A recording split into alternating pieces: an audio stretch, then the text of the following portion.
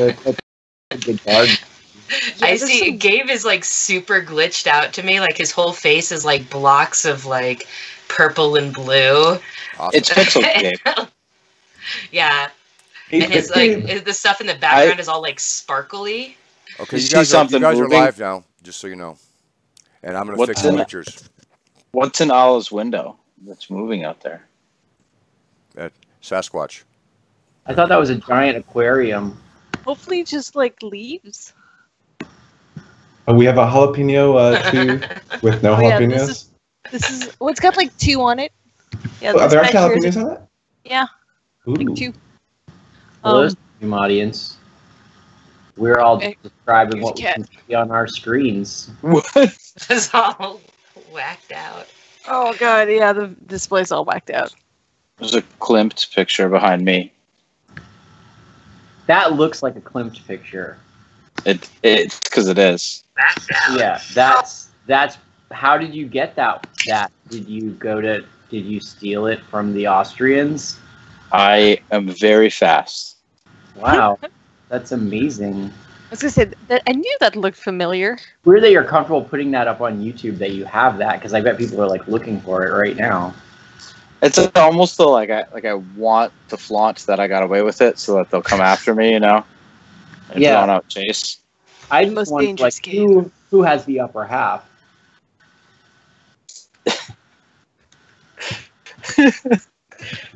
Oh, it's a good question.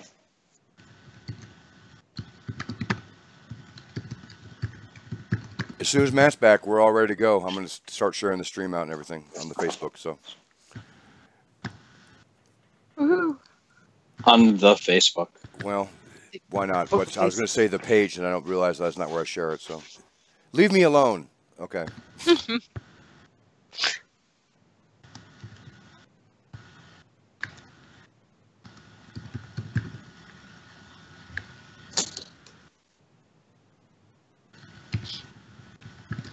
The only downside with Zach's camera not working is that I can't see whatever he's working on painting wise.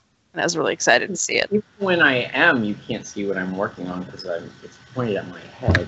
My favorite thing Zach that was doing during D&D was the time that he made a sandwich and was like eating it with a giant knife. Well, like that was great. Use whatever knife is clean, you know. No, it was like a Crocodile Dundee knife. I think that you might be giving me too much credit that I didn't probably make a sandwich. I probably just cut up a bunch of sausage and cheese and kept skewering it on the knife and eating it, because I do that a lot. Either way, it was glorious. Can confirm. I was a little bit jealous that we don't have a knife of that size and enough sausage for me to eat in a similar manner. You guys only own paring knives? Okay. Well, no, we actually have a lot of very good knives, but we don't have like a Bowie knife. Yeah, like a good statement knife. Emily, are you there? Knives. Yeah, I'm here. Okay. Your video's not up. Yeah. It's happening. Yeah. Glitches. Welcome to the internet, guys. Everything breaks. Mm-hmm. Okay. So, Zach, you want to go ahead and take us live? Oh, we're live. We are already? Stream too, yeah. Okay. Awesome.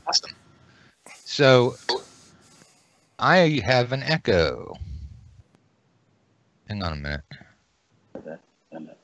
Hey, do you see me now? We do. Yes. Yay. Hi. Whoa. They really hit that button.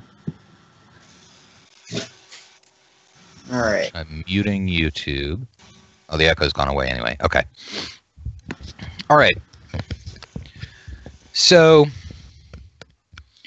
we do have a new player on the show, Emily, and she is the dialing little circle in gray that's on the screen, and hopefully the video will come back in. This is the Heroes of Jordoba, our 5th edition online game. We do have a Patreon at patreon.com/Uncle Matt. And if you would please subscribe, whether you're on Twitch or YouTube, hit the subscribe button. And we're getting ready to go. A couple of things. First of all, the briefing on dwarves. Since you guys are currently headed toward the Dwarven Citadel of Strolkai, and everybody has various different reasons for wanting to go there, except for Emily. I guess I'll run through them. Ian has not disclosed his reason for going there. Gabe is going there, and he has said that it's because the annual beard competition is being held in Strolkai, and his hero, Johak von Johak, whose rookie card he has from the beard competitions, is going to be coming back after a 5-year hiatus. So he wants to go and see that. And Allah's just Steve wants to go there because there's some sort of dwarven ceremonial winch that we need. Well, it's not ceremonial. If it were only ceremonial, it wouldn't be a problem. But yeah, back in the Elven High Beach, I think it was the dwarven windjammer that operates the wind chime there has broken, and so Steve is going to see whether, while he's there anyway, he can pick one of those up. And so that is why everyone is headed over there. So that, and Albrecht, there was a book in the library that you were looking at, and someone had torn out the page that you wanted. And yeah, I know it. And so the page with a picture on it. It was the one. It was the only one with the picture, and so that one. You know that it was one of the books that you studied with at Strolkai when you were working on becoming an architect in the first place, and so you know that that book is there, and you wanted to go and take a look at that because you still had some questions about exactly how a groin vault was going to work. So, so that's why Albrecht wants to come along. You have been tagging along behind the rest of the party for a while, coming across. What was a dead camel and a dead dog, and finally you've caught up with them in the town that they were headed to. I told you I'd leave a trail. Right. I want you to know, too, that we checked inside both those dead animals for you, just in case. Well, they and in the burrow. They definitely checked the little chest in the inn where you're able to put stuff into to store it. And their first thing was like, we check it for Albrecht. And so it was like, yep, there he is. Managed to beat you guys to the end. Yeah, we've got Emily back. Hi, Emily. Hey. Okay, so so that's everybody's reasons for going along. And then here's the thing about Strolkai. It is it's a dwarven town. It's mainly controlled by the two large clans of the area, and the two dwarven clans there are the Makammerstrolls, and then the Piotrkai. And so the Makammerstrolls are the clan that Ian and Albrecht are both from, and Dane, you are from the Piotrkai clan.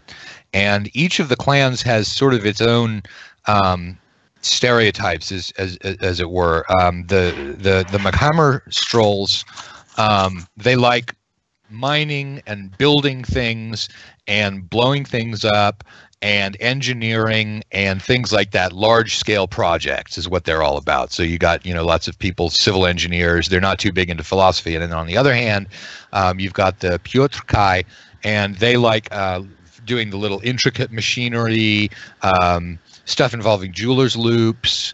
Let me go ahead and switch my camera here to get onto the to where I'm visible. Okay, so things using jeweler's loops and little tiny intricate things and inquiries and philosophies and so on and so forth. And that also explains why we have the bizarre difference between Zach's Scottish dwarf accent and your Russian dwarf accent. Because I think oh boy, I think they have different accents. The two, Zach and Gabe. Yeah. I don't know if I would have described my previous accent as Russian, but it is now, so we're going with it. Okay. I thought you were trying to say that I had two different accents, which I do because I forget that I'm supposed to be doing accent a lot. I do. My Scottish accent does that too. It's suddenly it's Scottish, and then it's excited, and then back to Scottish or whatever. Well, but it is worth noting that Albrecht and I are cousins, so they aren't completely distinct clans. Well, everybody in this town is a cousin. Always. Yeah, We pretty have a much. term for that in porn, which is it's called acting is hard. So,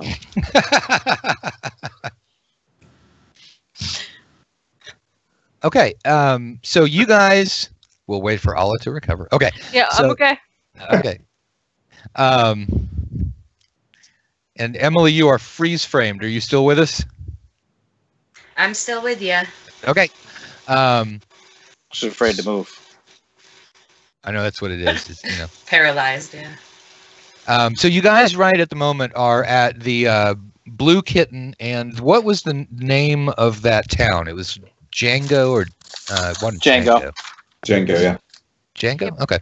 All right. So you're in the town of Django, and the next task that Ian has inexplicably set up, sort of a vacation itinerary for you guys, is that Curzon wants to visit a dwarven tomb that's about a day and a half out of Django, up a steep mountain trail. It is not too terribly far from the town, but it's an extremely rugged uphill mountain trail.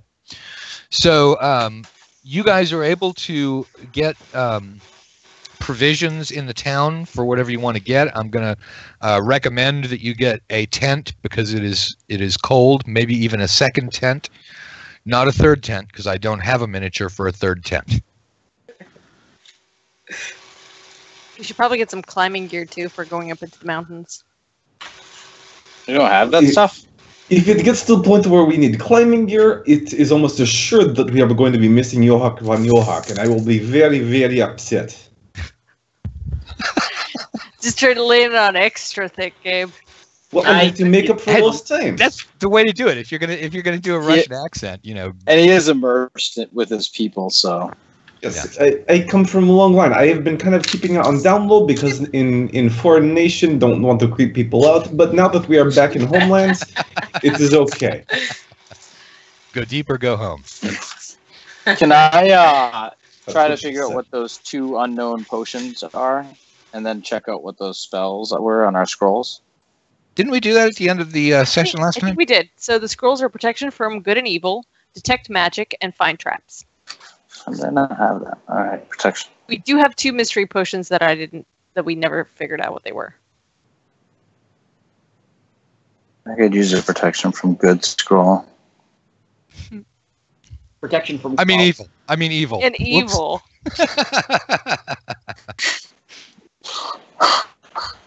And evil, yeah. We also did find some paintings of dwarves that we could probably sell off here. We had somebody's long lost uncle that, oops, they vanished without a trace after going on their honeymoon. It was a tragic tale. We hear their paintings from their wedding. Down in the Ankheg hole, they were part of the fertile looking soil down there at that point, most likely. If I was gonna piss Dave miss, it would be Ankheg Day, so I'm perfectly happy. All right, so you guys, anything else y'all are doing to prepare for a dangerous adventure involving all of your creativity, or are we just going to launch ourselves out into the wilderness without any prior thought? I need to find. Emily, go ahead. Your recommendation is I'm all over that. I want climbing gear. Yeah, definitely getting climbing gear. Okay, you can get a hold of climbing gear. It's got Make something up. Also cold weather gear, like warm clothes. Yep, be a good idea. Dog skin's cheap really now. Oh. Can I find surplus? There wasn't really much left of him after the acid, really. It's true. It's there were. Do we know the fauna and flora of this area well enough to know whether you can live off the land, or should we have rations? You could live off the land, but it takes would a lot of time, though. exactly. It would be a real pain in the butt.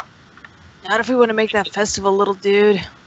Fine, we'll buy rations. I'm gonna get 2 weeks rations. You might need a spare trap.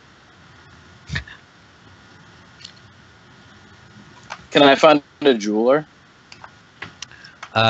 In this town, you can find someone. He's not gonna be your world class jeweler, but yeah. I just want something appraised. Oh yeah, there's a guy who can do that. I have a blue sapphire. It's very Like nice. praised. Fancy. There, it's been praised. Were there several of those? We know the value of two of the other. Okay. Yeah, because they're all the same value. The other two weren't the. I know the value of two, and then we were told that we could not determine the third. Yeah, we had Okay. 2 gemstones that were worth 50 GP each, and then 1 blue sapphire.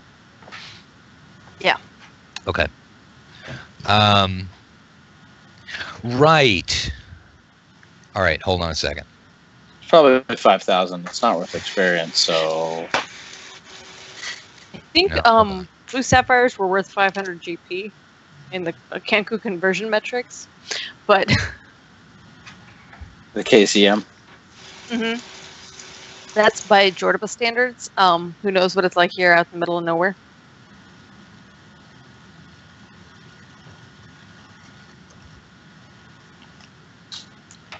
Else might we need? I think we've got rope. We've got at least Did we like a half of a 10-foot pole.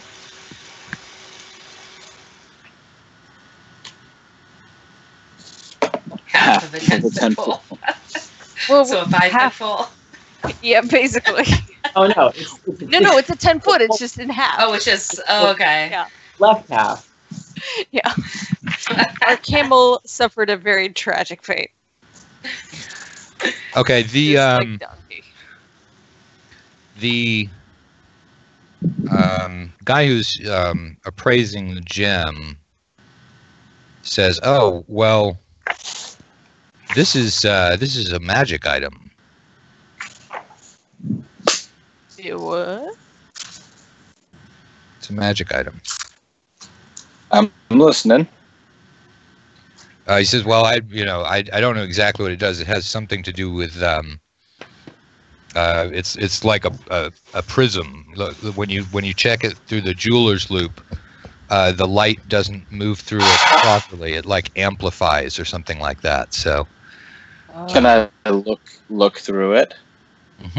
it is a gem of brightness. Sweet. Meh. What's a gem of brightness do? It makes light. But I know. hold it in your hand and go, I wish things were brighter, and then like You look through it and it makes things brighter. You can make like I a like- monocle. You can also use it for an attack if you are expending charges. You can zap people with it. I like that. That's kind of dope. Do the charges on it refresh, or is it like one of those kind of one-shot things? It's got a bunch of charges, but once they're gone, it's just a regular 50 gold piece jewel. At that point.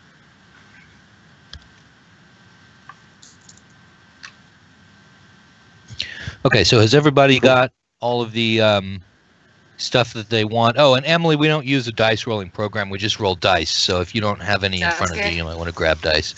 I got him already. Okay. The very first game that we played, there was like a mass exodus when we realized that we were actually rolling dice, and everybody had to go get them. We were able to judge people on their geekdom by how close they had dice to the computer. Hopefully everybody has Oh, actually- multiple sets stashed around the house. Oh I yeah, have but that. Me too. And the car. Yep. And the purse. Oh, yeah. well, yeah, the Okay. purse. That was because Ala like totally won that one on the geek competition because she has hers somewhere where she can take them everywhere, and everyone else is like, "Oh, hang on, they're in my dice box here." I When just we don't went through, carry my purse very often. through TSA on our way to the con, they definitely like stopped my bag and was like, what's going on in this bag? And then one of the TSA agents, and I mean, not to judge a book by a cover, but definitely the most nerdy looking TSA agent was like, oh, those are dice. They're for D&D. He must have some like glass ones in there or something. He was like, it's fine. You can let him through. Awesome.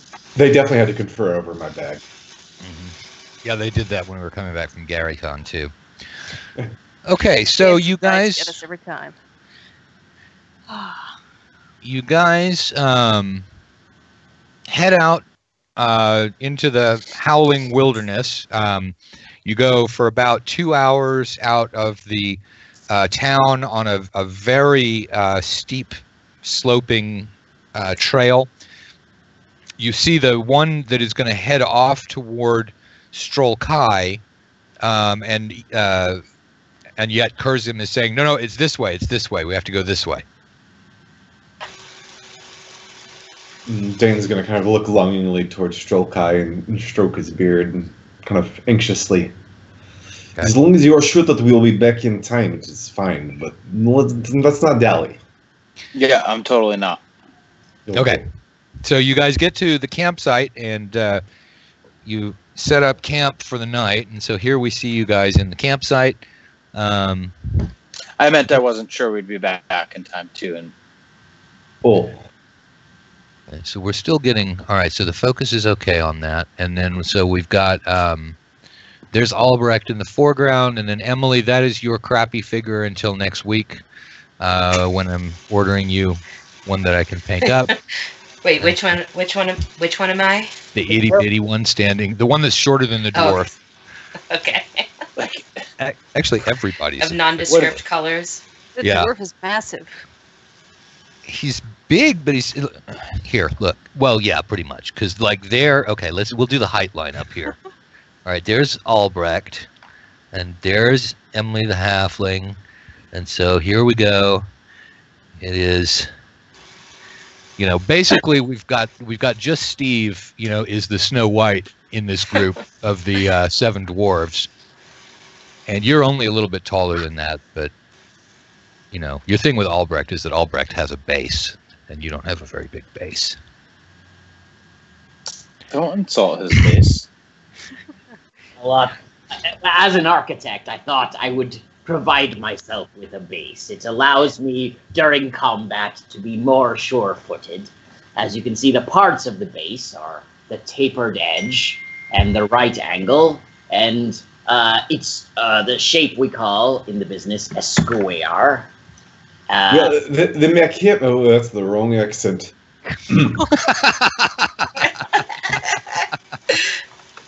And I warned you. The Machiavellis have always been known to be a bit basic. I can switch back and forth between a Scottish accent and a Russian accent, no problem. I just want everyone to know that.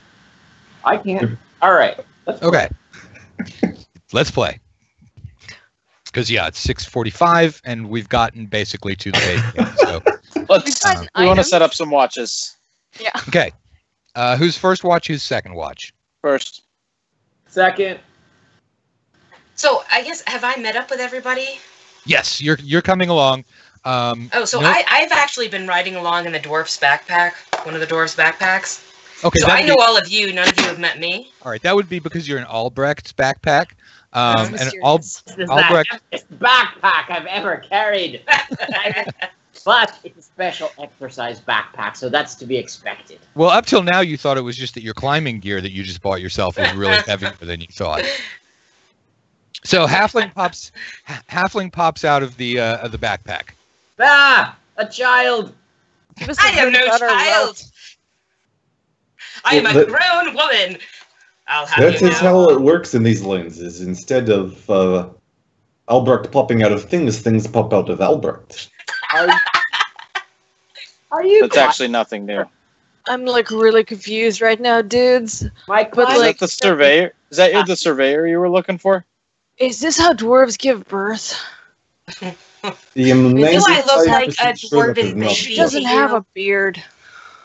Yeah, we already ended up talking about dwarves and wombs, so that was not necessary to bring back up again, Ala. That the Gabe invented an entirely new dwarven reproductive organ, the hirsuterus.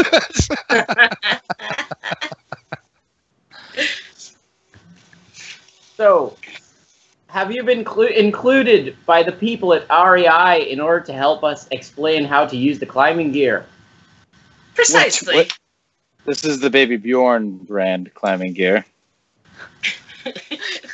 You clearly did not read carefully enough. There's actually gear that climbs in this event. It's not super useful, but kind of entertaining. Well, all right. Just stay in the bag for a moment until we get to the mountains.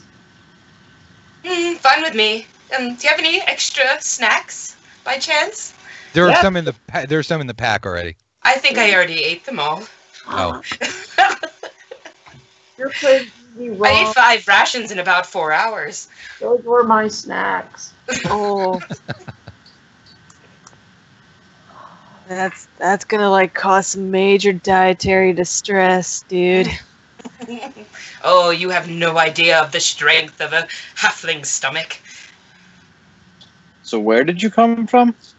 My pack. Yeah, that's where I came from.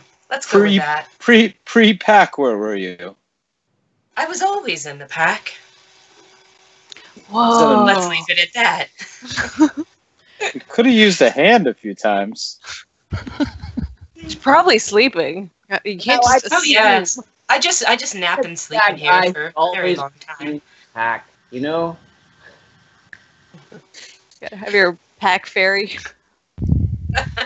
Oh, I've got an item for that, you know? Sometimes I appear and sometimes I don't. Okay, so pack fairy, excellent, and Albrecht is going to buy that, I'm sure. You're like Batmite. Well, maybe she like shouldn't go back in there in case she falls asleep again, and then when we need her to like do whatever she does in a fight. Climb something. I'm sure she'll do. I'm sure it'll work fine. Albrecht, call for some rope and see if it goes into your hand. Rope! I grab some rope out of his pack and throw it into his hand. Ah, Oh, dude, now I want one of those too. See, it works fine. Years. I knew that the extra 12 gold pieces that they made me throw in was worth for something, and this is it. I'm worth 12 gold pieces? Good to know. And your property. Well, Themes! I am, have been known to free slaves. Well, some of them. Those who survive. oh, No, I'll you allow freed all the slaves. It was the number of innocent bystanders who died was equivalent to the number of slaves you freed. I'm just looking at the group, though, and seeing if, like... But they all died free. If is important. there's one of them that we'd sacrifice for us. You can free me if you like by paying me 20 gold. I can't. Whoa. We don't have Shoot it. 20 gold. It's much too dangerous to free you right now. Then I'll remain a slave. That's fine. Well, this is all fine in D&D, but the fact remains, beard competition is getting closer and closer, and we are not yet moving. So, step. All right, so that means that everybody basically goes to bed, except for those who are on the watch. First watch, I think, was Ian, and second watch was Albrecht, right? So in the first watch... And if it helps, I do have my favorite terrain is mountainous. So Okay. we will travel a 'Cause little you- bit 'cause faster you- in the mountains. You like being high. Yeah. Yeah, that's what I did. Okay. You guys want some of that opium, by the way? I managed to stash a few. You did not... It's really not. It's like baking soda. He was too high to notice at the time. I think opium is black. It is. I just don't That's know. really bad. It's really dank baking soda. It's expired baking soda. It's really used, guys. It's really like cat Mold. litter from. Moldy. All right, so All right, yeah. So I do have the camp cam on. The camp Excuse me? cam. I know. So Camp we've cam activated.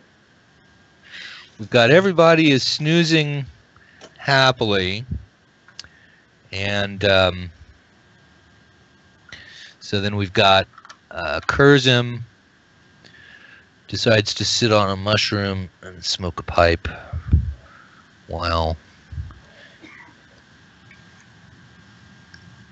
all that's going on. So there is Kurzim keeping watch. And slowly night falls, and production values are not high enough for me to, well, I suppose I could say night falls.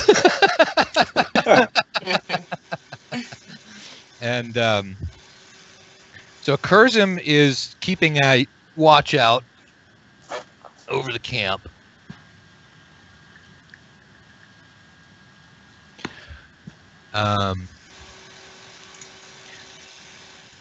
So are you doing anything in particular, Ian, with the?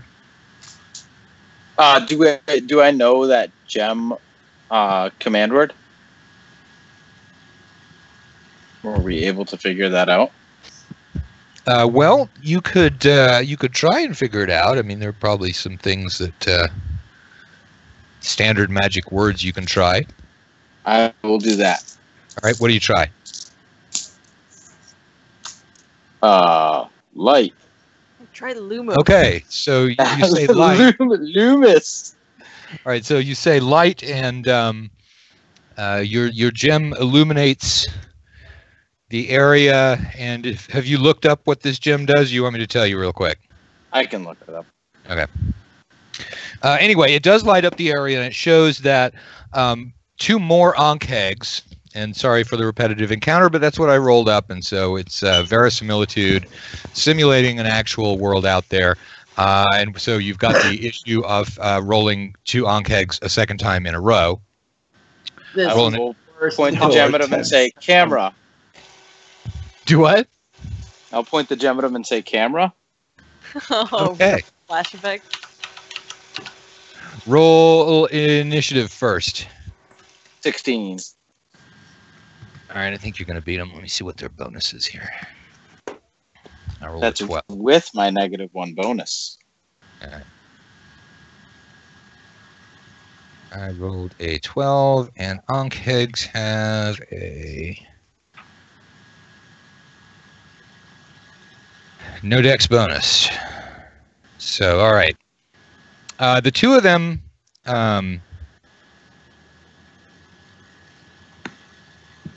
So what are they going to do? They're going to. Were they walking up or burrowing up?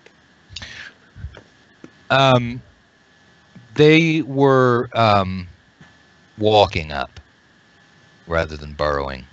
Although Yes. I think we can say safely that there is going to be an Ankh egg burrow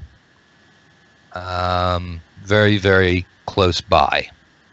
So you may have the ability to go and find treasure afterwards. Just Steve needs to pick much better campsites.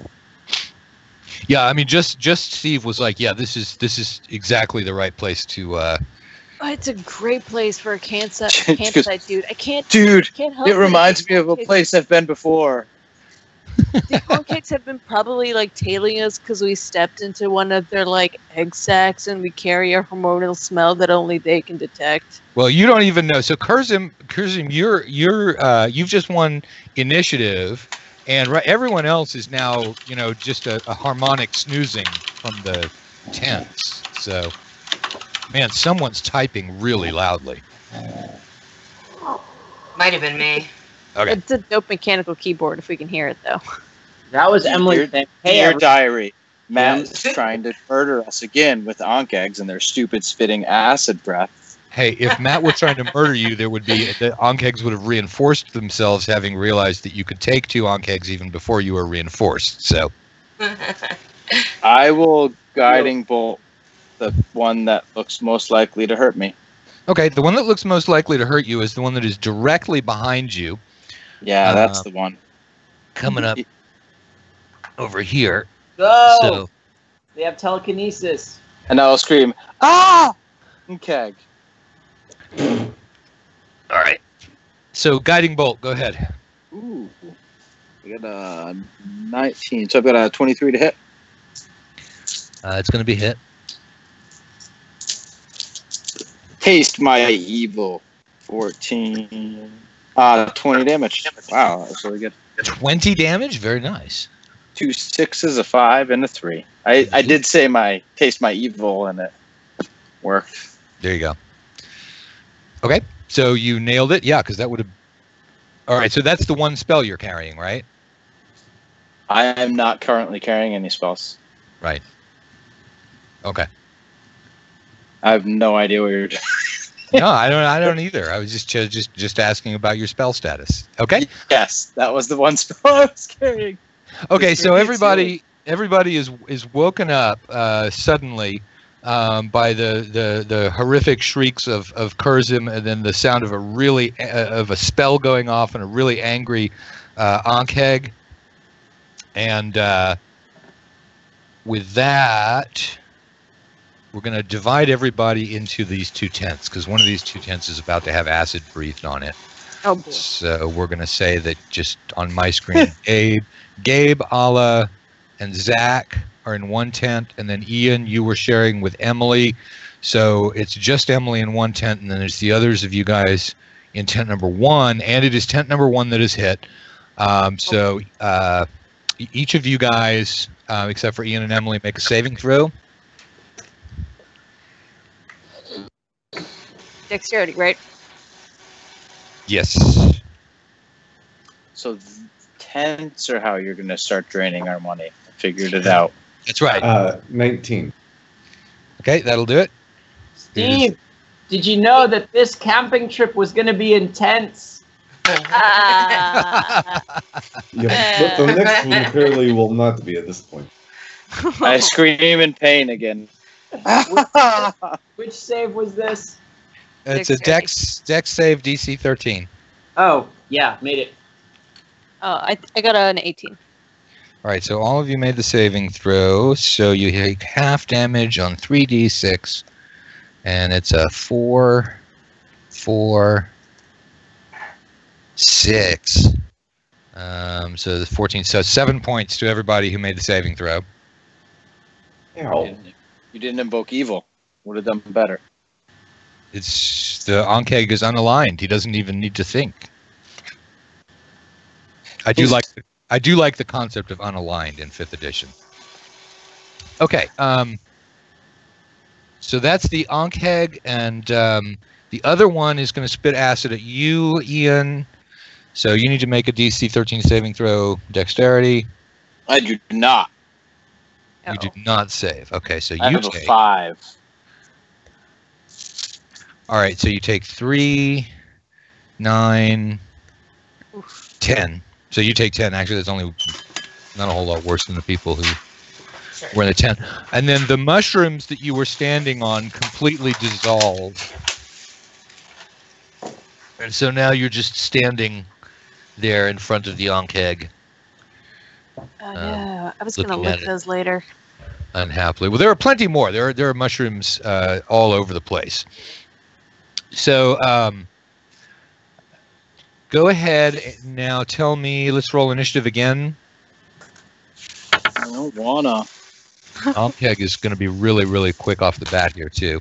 Oh, the rolls are getting worse. Oh, boy.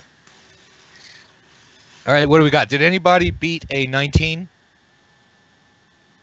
Oh. Are Ian and I awake yet? Oh yes, most definitely. Okay. Yeah, you so yeah, you're able to even look out of the tent, Emily, and you see that about half of the other tent has been dissolved in acid.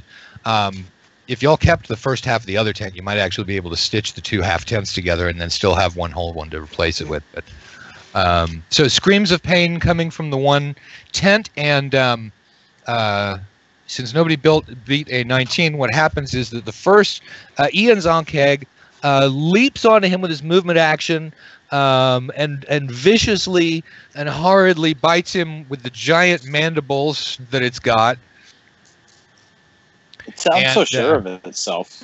Yeah, it was more sure of itself than possibly the die roll really actually vindicated, because that is a 10, and I'm guessing that your armor class is better than 10. So A little bit.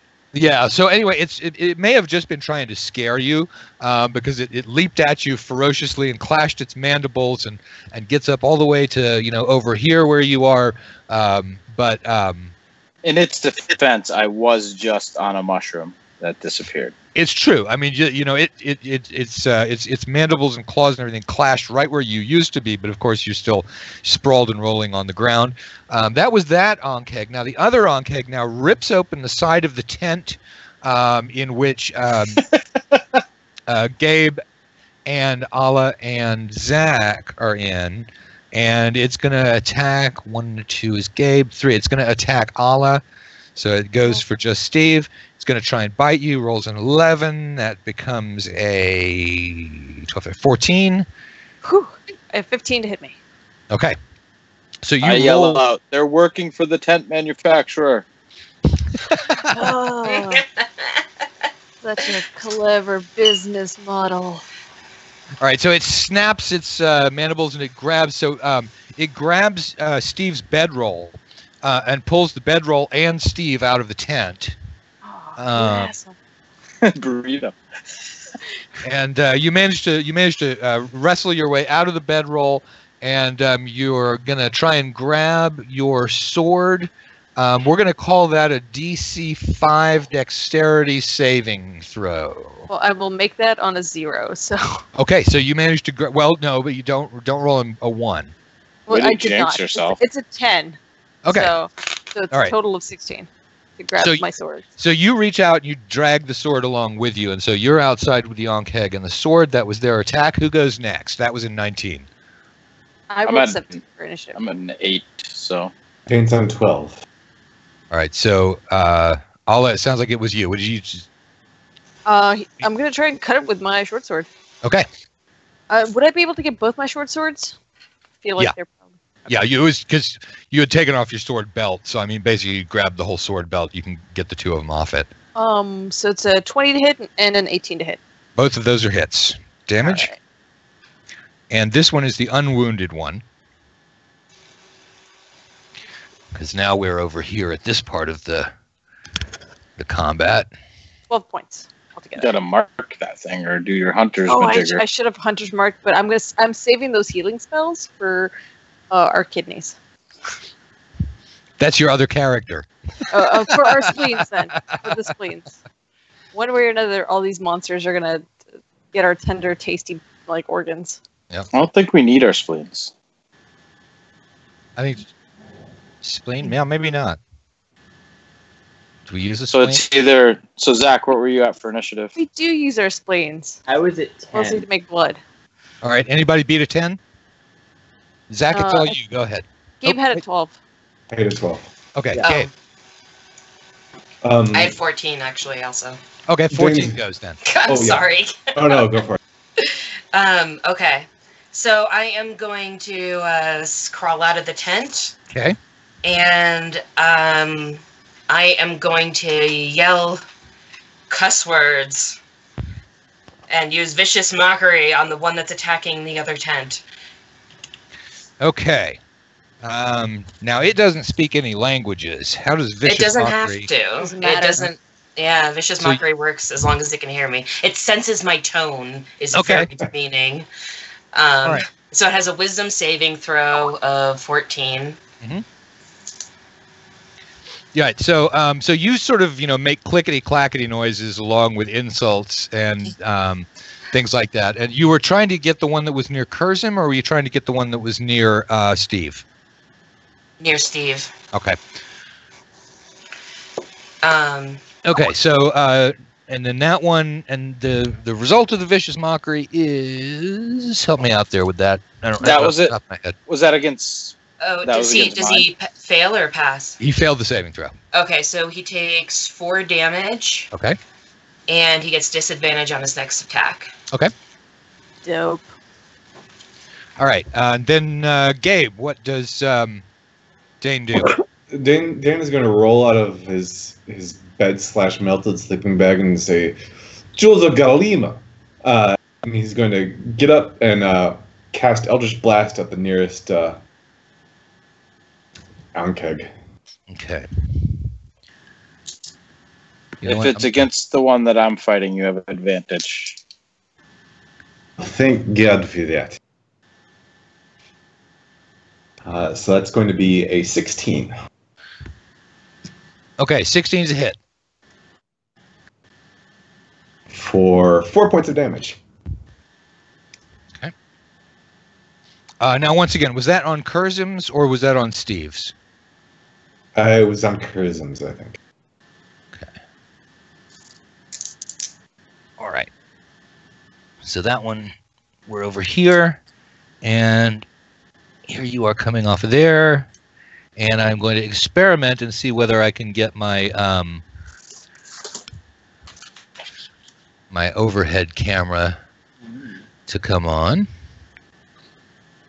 Ooh, That so looks- it's an That's tactical view. probably Very it. Yeah. green. Ooh, ah. Okay. Look at them grass textures. I know, right? And I'm running so late with you guys, I won't even tell you how that was done. Okay. So we're looking at, here are our two Ankhegs. So it's just me, I think, this round. You're the Yeah. only one fighting this one up here, sort of in the top area of the screen. That And I is you. That is you fighting the Ankheg there. And I've got a 16 to hit it. All right, that's a hit. It's got a 14 armor class. Roll damage. I do 4 points of damage. Okay. It's looking pretty hurt. You've really laid it on this Ankheg pretty hard. So let's see.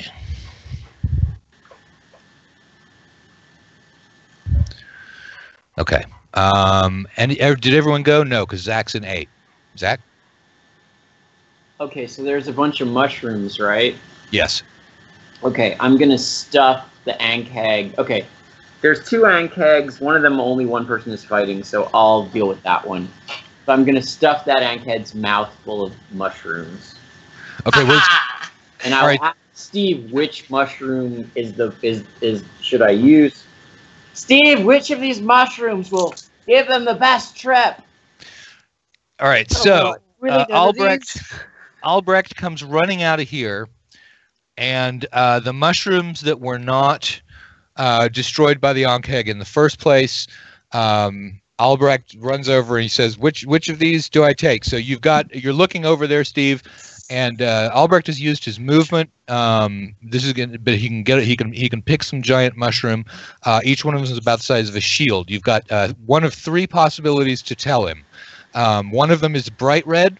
One of them is the dark red, and one is the purple with blue spots. Which one do you tell him to use? Well, You my could nature make- check is crap. You can but you can do a nature check if you want to. So I rolled a 6 on my nature check, but Okay. usually the brighter the color, the more dangerous the mushroom. Okay, so Steve goes the bright red, and let's see whether your nature check, despite the fact you failed the nature check, we're still going to give you a chance to be right or wrong about that. Okay, so so Albrecht, you're able to pick the bright red mushroom, and then next on your next turn you'll get a chance to try and stuff it into the mandibles. That is the top of the round. I think everybody went that round, so let's roll initiative again. Things are moving along quickly. Anybody with a 19 or 20? I got a 21. 19. Whoa! Ooh. Okay, Yeah. I heard 21. Was that the highest number? Who's going in 21? Was that Can Zach? I Me, get that? Emily. Emily? Okay. What do you do? Okay, so I will, guess I'll creep up behind the one on Steve Okay. and stab him with All right. a rapier. So you quickly sneak around to behind the one on Steve. So there you are, the little figure behind the Ankeg.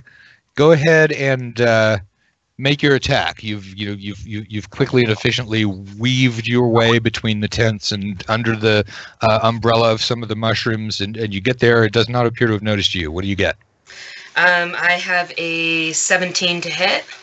That is going to be a hit. So you're able to step forward and rapier it in the back. Awesome. For 14 damage. Max damage on that one. Phew, skewered him. Barbecue. This camping gear really works.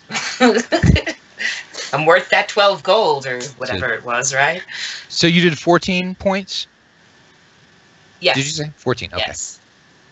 All right, I was working through my subtraction there. So this one now looks like it's in very bad shape. So you're able to, you leap in, you skewer it, you whip the rapier back out again, in a very Zorro sort of gesture, and what color blood do they have? Shape.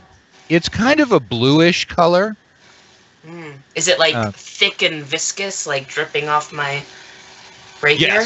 Yes. Okay. Yeah, it's not thin. It's goop, because it's like the residue from the goop. I mean, they're sort of filled with blue goop. So you pull it out, and then you can sort of shake off blue goop off it. So that was at 21. Somebody else was moving fast. Ala? I had a 19. Okay. Go ahead. And I'm going to try to finish off that on keg in front of me. Okay. All right. That's the one that Emily has just stabbed. So. Yeah. So he's in a pain sandwich. Yeah, he really. Oh yeah. Bring it. But I think the highest of my two rolls was a 12, so I might not have hit anything. No, you probably almost hit Emily with that, but no, it's. It's just like, oh jeez. Well, see, I guess what. Yeah, so Emily stabbed it in the back, and it just sort of reared up in pain and waved its claws around, and that was unfortunately right when you went forward. It was a combination of us just like going like this at each other. Yeah, exactly. So, all right, that was 19. Anybody 17, 18? 19 also. Okay. I got a natural 20 to shove the red mushrooms in the other Enkag's mouth. Okay, so that's the one that's fighting Kurzim, and so you're able to cut it off. Just as it's going up to get Kurzim, you jam the mushroom in its mouth. So it's going to make a Constitution save against something. I don't know what, but all right. Let's see. Constitution is got a +1 on the save. So actually, it makes its saving throw. But it definitely. All right. So so here's the thing: is it chomps up the mushroom, and the mushroom is all going inside of it. It's spraying pieces of mushroom out. And it swallows the mushroom, but it hasn't actually done anything to it yet. So it may be that that's going to do it, but it has made its saving throw this round at least not to have anything affect it. So anybody in 17, 18, 15, 16, 13, 14, 12, 11? Oh, there we go. Okay. What do you do? Well, kind of watching this mushroom thing going on Kurzin's Ankeg, I'm going to stop for a second. I'm going to, because I do this before, I'm going to cast Hex, and then Eldritch Blast the other one. Okay, so you're going to go after the one that is not eating the mushroom, is that right? Correct. Okay, so I kind of want to see what the mushroom does. Okay, so you're going to turn now toward where just Steve and Emily are fighting. Emily, what's the name of your character again? I forgot. Let me see. We can make up a name. I go by many names. I probably have it here. Zephna Jiglet Redleaf. Right. Get jiggy with it. Okay. Get jiggy with it. Yeah. I like Jiglet. So, do you mind if I just call you Jiglet? They make great gravy. All right, so we're already going with Jiglet instead of the actual character name. That's fine. Oh. Okay, so you're Eldritch blasting it. So go ahead and roll to hit. It's a 2 plus things, but it's a 2. It's not going to hit. Okay. So you hex. You turn around. You aim. Right at that point, something throws your aim off, and you blow a hole through the tent that has already been partially melted with the acid. So there's an additional hole in the tent. Then in 10, they get to go. And this one right here, which camera have we got? We are going to switch over to the tactical camera because I have an absolute... I think I've got all of you in this except for Emily. All right. So this one here, how well can I do this? All right, it's going to move around Emily like this.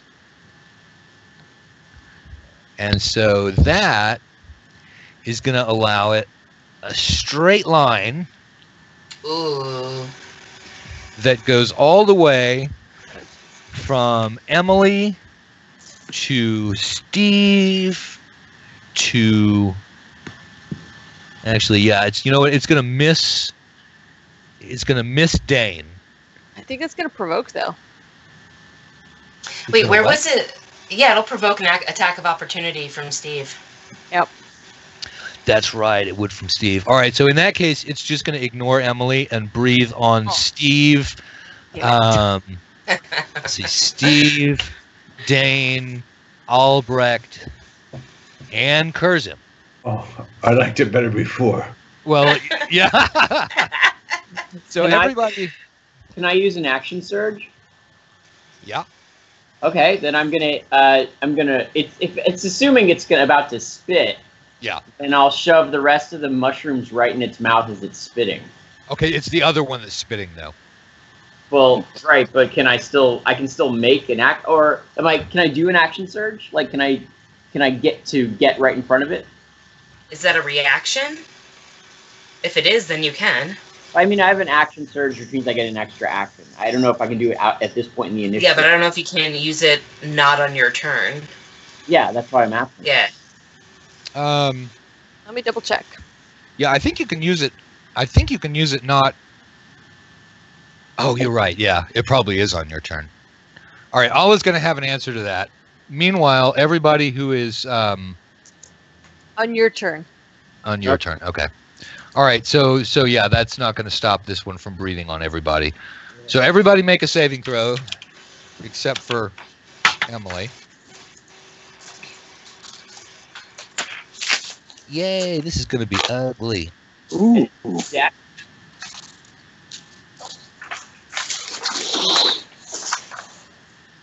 What was that DC we were going for? 13. Yeah. Oh, thank God. Whew. 5, 6, 7, 8. 4 is 12. So everybody who failed the saving throw takes 12. Anyone who makes the saving throw takes 6. Did I kill anyone? Yeah, it killed Dane. Okay, Oh, no. Dane is down. Dane is dead or down? Just down this time. Charles! Dainty fingers. Oh. Those dwarves are not hardy. That's the pure. Yeah, that's the Piotrkais. I should do it right. It's the Piotrkais. And everyone else is still standing, right? Okay. Ish. Barely. All right. The one that ate the mushrooms, its eyes sort of turn yellow, and they're sort of sparkly, and it only appears to be paying attention to its left-hand side, but unfortunately, right at the moment, that's still pulling Albrecht. I mean, not Albrecht. Curzim in front of it, so it bites at Curzim. Only it rolls a 1, and so the result of that is that it dives into the mushrooms, and it starts pushing Albrecht aside to get to the mushrooms. and then it begins attacking the mushrooms ferociously. Awesome. So that's its natural one, and then we go to top of the round. No, that was me. Oh, go ahead. At a 7. So I have advantage against the one that's in the mushrooms? Sure. Okay. I'll take anything I can get. Oh, thank God I do. I have a, 16 minus 1, 15 to hit. That's my best one. Okay. And that will do 5 damage. Okay. It's still alive. Yeah. All right. Yeah, it's still standing. Taking a lot of the hit points. That son of a bitch. Okay. Now it's on top of the round. Albrecht, kill him. Are we rolling initiative again? Yep. Okay. Oh my Oh, God. dang. Oh my god. 23. Oh. Thank 23 is going to put you moving first. What do you do? Who went down? Dane. Dane. I will use my bonus action healing word on Dane. Okay. And that is, what is that? 1d4 plus charisma. Okay. Unfortunately, I rolled a 1 plus, so you get 5 hit points back, Dane. That's still pretty much infinitely better. Yeah, yeah. And Fantastic. Fantastic. then I will stabby with the rapier. Nice. Ooh, let's see. That's not so great. 13. That's a miss. It's got a 14 armor class. Okay. So it skitters, your blade skitters a little bit off of the chitin on the back of the thing. It's paying a little more attention to you now that you stabbed the hell out of it, 6 seconds ago. So, so it's sort of nudging itself away from you and manages to escape from the sword attack. Anybody in a 21, 20, 19, 18, 17, 16, 15? So there's a long pause. Everyone sort of thinks about things for a while. And then, Ala, what do you do? I'm going to try to finish off that one in front of me that just acided my face. Okay. Hopefully. 13 and a 13. A 13 is a miss. It's an armor class 14. All right, so Yeah. the two of you guys, so it's crap. dancing back and forth between the web of steel that the two of you guys are weaving all around it. And unfortunately for you, it does actually manage to succeed in that. 14. I'm going to get another set of dice after this. Back in the microwave with these Yeah, ones. these are going back in the microwave. 14, 13, 12, and 12. All right. All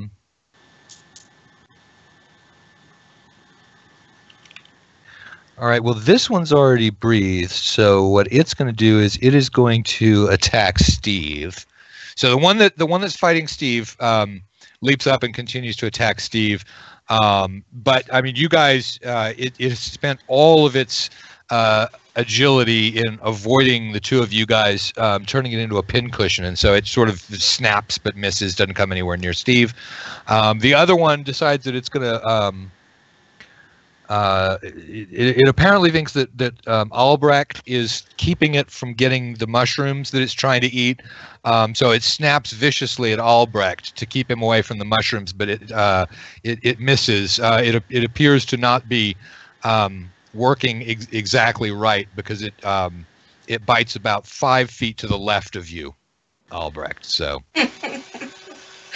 okay, that was in what, 12?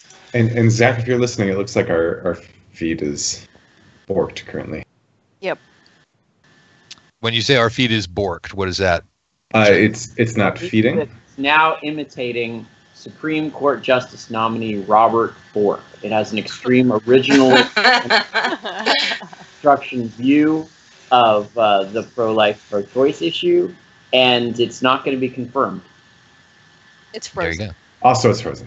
Okay, so on YouTube, people aren't able to Just see us. squiggling in. Okay. Ha. And Zach Glazer, can you hear us? Wow. He's might be having why dinner it's somewhere. frozen. Nice. Okay, you know what? Let's say it's 7:25. And let's take a 5-minute break, and then we'll come back and see whether Zach Glazer is back, whether he's fixed the feed, and all of that good stuff. God damn it, Zach. All right. Apparently they can hear us, so that's something. Oh, they can hear us? Okay. Yeah. Yeah. We lost the video. Okay.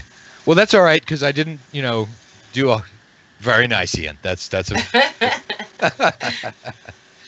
All right, 5 minutes, and we'll be back. All right.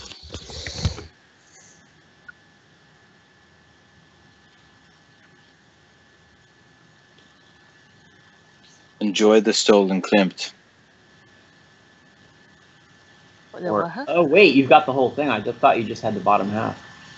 Oh, apparently video's working now. Yeah. It was probably just that painting. When I steal, I steal right. I take the whole thing. The whole thing. Yeah.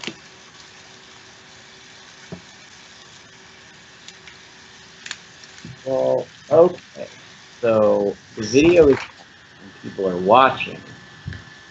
So I guess we can tell them all about the pyramid scheme that we're running the feed in order to get them to participate in. Do you like juice? Do you like being healthy? Do you like good value for money? Well, there's a fantastic new juice that Matt Finch and I are selling. It'll make you smarter. It'll make you better looking. And all you need to do is sell 10 units of the juice yourself, and you can have your own juice. This juice comes in a jug. It's about 2 liters tall. It's an opaque orange juice, and it tastes like guava. And I know you like guava because you're a fan of old school Dungeons and Dragons played with 5th edition. And so it's the official drink of Frog God Games. So where can we buy this, Zach? Well, you can get the juice at froggodgames.com. All right.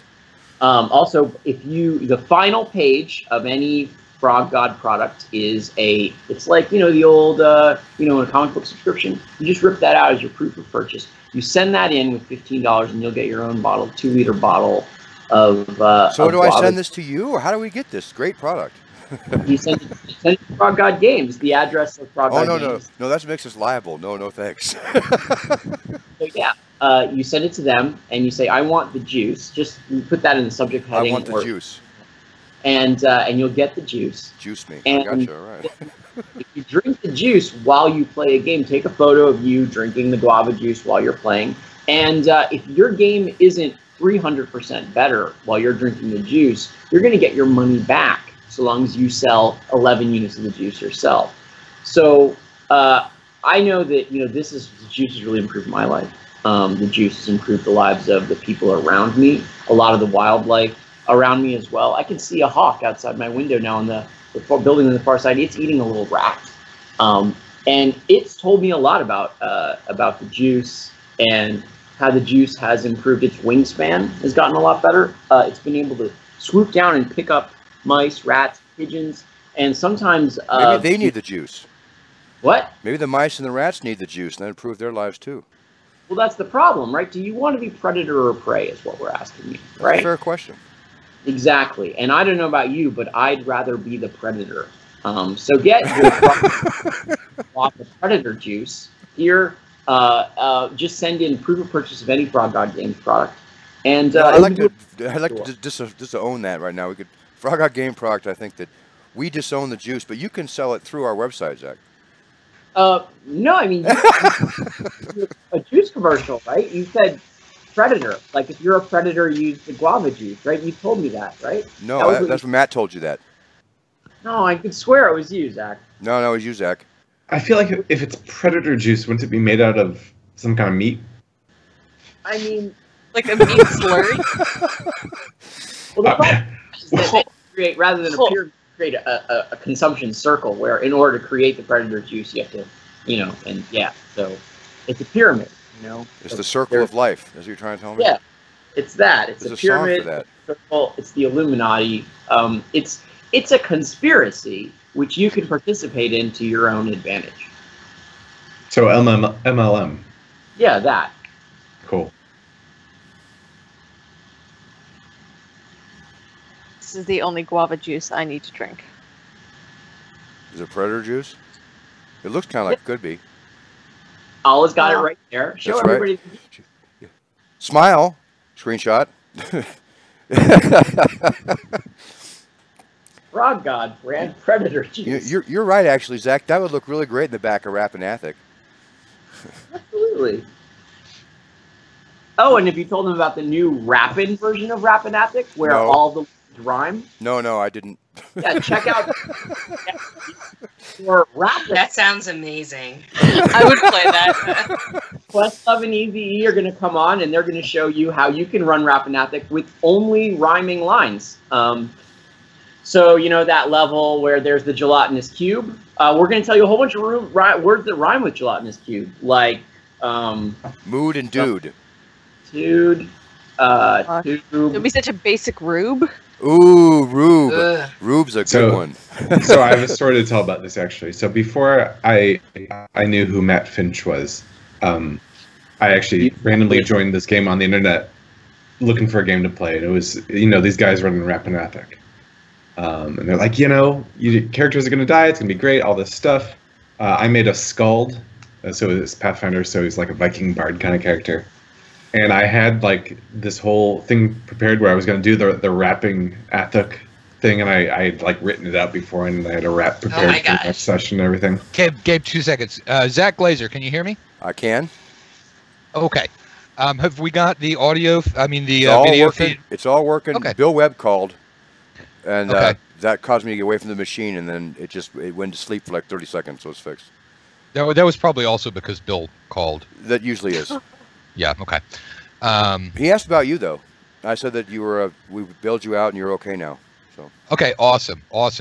Yeah. Just next time that he asks about me, just tell him that I'm in the backyard smoking happily, pack after pack after pack of cigarettes. Well, he was smoking on the phone with me, so you're okay. I told you he was. You know that's. I know. I was letting you know you're right. Okay. And hey, by the way, Zach's got this really great idea for guava juice, and he'll tell you about it as soon as Gabe raps his Rappahatnock Skald. This has been the best break ever. Yeah, I got to say, the break sounds like it's been a lot more exciting than the actual episode. Which, unless I manage to get us to the Dwarven Tomb and do something, this is going to become the lost episode that we don't even bother to put up because all we did was bullshit. Up, man. It's already up. It's not up permanently. I can take it off of YouTube. I'm gonna change your password. It's a collector's episode. We'll only send it. Here's what we'll do. We'll take it off. We'll mark up the price by like 500%, and then we'll sell it to Bill Meinhardt, Alex Kammer, and you know the various collectors, and tell them it's a collector's episode with free juice.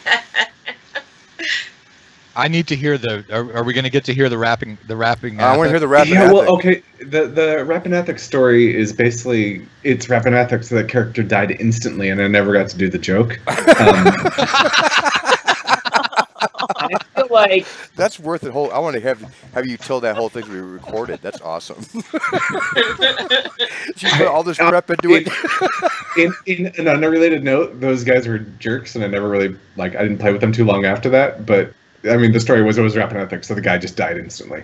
Yeah, you're a bard, and you deserved it.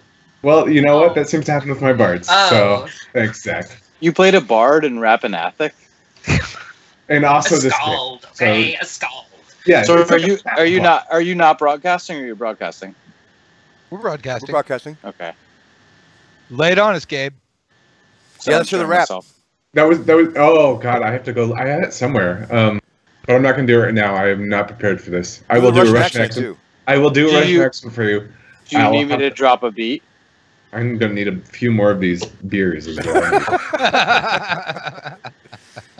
I'm really excited to see this happen now. Maybe I'm into it. If everybody sticks around to the end of the session and we're all ready to go, this might be a special prize for whoever sticks around through the end of this adventure. A very special episode. I have to see if I still have it. I wrote it out at one point. I bet you that Ala will go and get you as many beers out of the fridge as you need if she's going to get to hear that.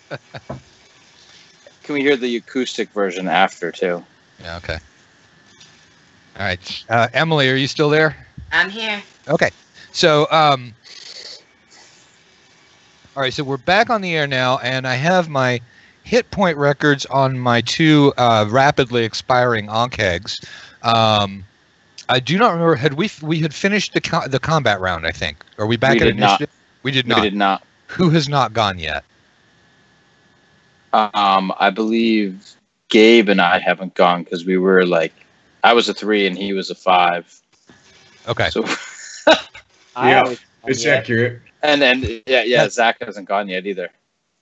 Okay, Zach, it's probably you. What have you got? Okay.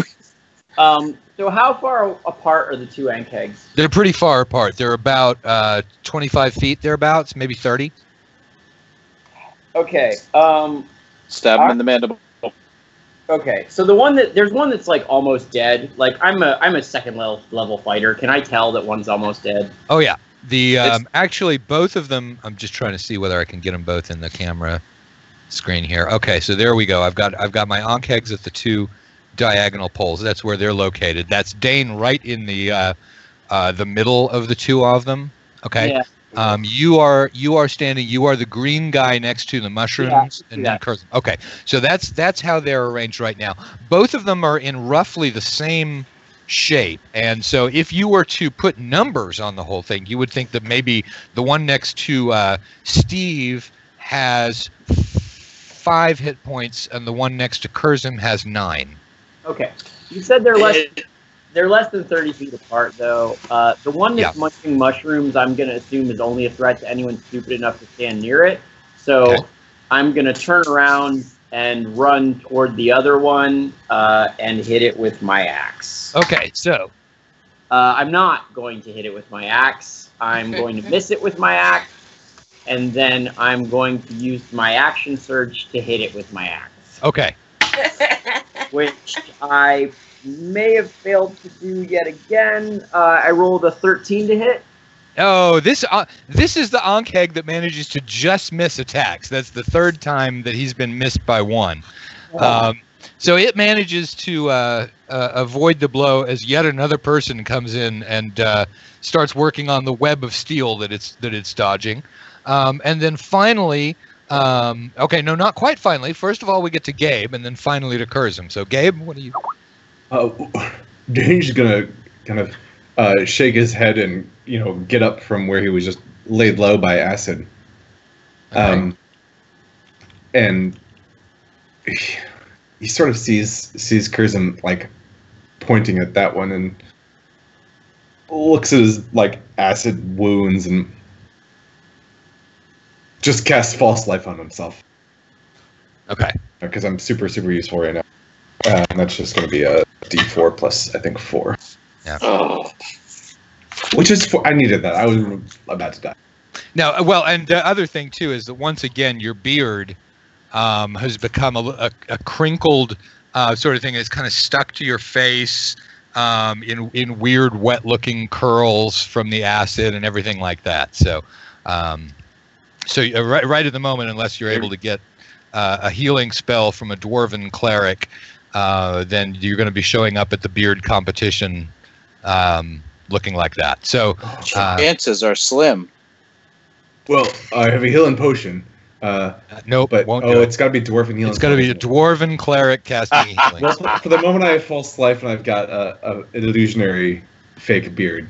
Okay, so you've done an illusionary fake beard, and so as with all situations, where people do stuff like that, it's a much more luxuriant beard even than you already had before it was destroyed. So you look like you've got this enormous, very overcompensating beard.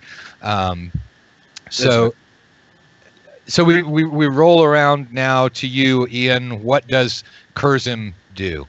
Is it actively fighting me, or is it just all stony on the mushrooms? It has begun rooting through the mushrooms, and having destroyed all of the mushrooms in that path, it is beginning to burrow under the ground, but it's missing, and so it's beginning to dig a trench about 5 feet wide, and so the trench has gone through the mushrooms and is now approaching the tent over here. So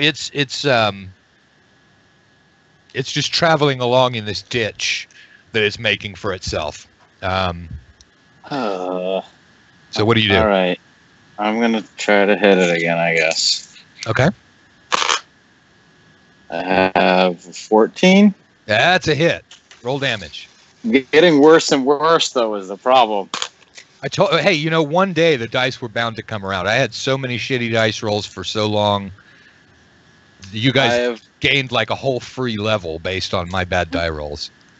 I have do 6 damage. Well, my initiatives are like 3 and 5. So, oh, really? Yeah. So you jump forward, you know, and now that it's down sort of at a level where it's easier for you to hit, since it's dug halfway into the ground, you're just able to step up and bash its head with your hammer, and that's the end of the Onkeg.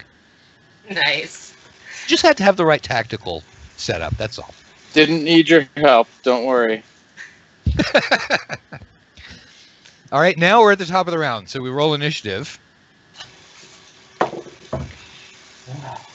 Oh my god. All right. What is wrong with my initiative? My initiatives have been 5, 7, 3, 4. You whine. My ogre had 10 hit points. All right. So, all right. It sounded like Zach and Emily may be up at the top here. Who's got it over a 20? No? I've got a 19. 19. Okay. Show offs. 19s. Go ahead. You go ahead first. I miss. Okay. So basically, I mean, Albrecht has gone up. He's planted himself in front of this Onkeg, and he's swinging back and forth with the Morning Star, and it's just not getting anywhere. So he misses. Then we go to Dane. Dane, you are beardlessly standing in the middle of a clearing. What do you do? Not that anybody can tell. Not that anyone can tell. No. So this was a DM to player. Oh yeah. I'm struggling internally, but yeah, okay. Outwardly, I'm very stoked. Okay, so there's still the 2 Onkegs are still both out, right? Nope. Oh, just the one? Okay, well I'm gonna zap the one that's. Okay.